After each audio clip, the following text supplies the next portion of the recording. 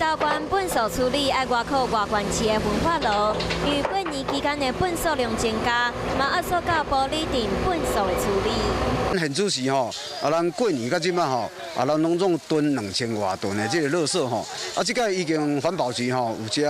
内底按这个机械吼，要打包吼。为了协助玻璃店公所处理2000多吨的粪扫，南投县政府环保局委托厂商出动进口的大型机具，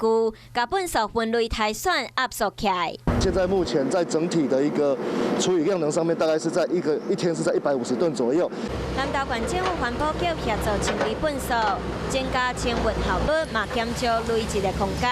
玻璃店长嘛呼吁大家要做好粪扫的分类，才会当达到有效的减量。我是陈雅玲，想要跟我一起从零掌握天下事吗？赶紧按下华视新闻 YouTube 频道的订阅按钮，开启小铃铛，跟我一起探讨公共议题，给您最专业的华视新闻。